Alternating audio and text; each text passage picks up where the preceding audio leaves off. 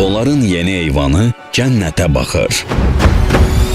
Mənim eyvanım çox bahalı eyvandır. Bu eyvan tarixə açılan eyvandır, tarixi görən eyvandır. Hər səhər bu eyvana çıxanda dövrümə qayıdıram, xatirələrimə qayıdıram. Bu oturduğum eyvan elə belə eyvan deyil. Tək adama baxmıram, mən gələcəyə baxıram.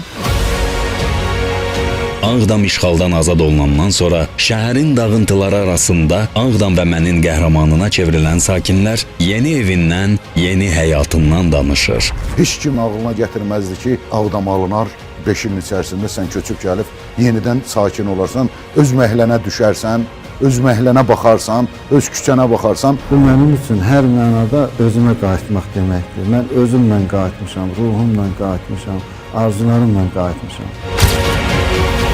Buranın havası elə bəs eləyir ki, nəfəsini alasan, yaşamaq gözəldir deyib yaşayasan. Adam yaşadıkça doğrudan da yaşamaq istəyir. Yaşlı da olsa yaşamaq istəyir. Belə bir gözəl devrandır. Ağdam və mən silsiləsindən tarixə baxan eyvan filmi 13 iyun saat 18-də ATV-də.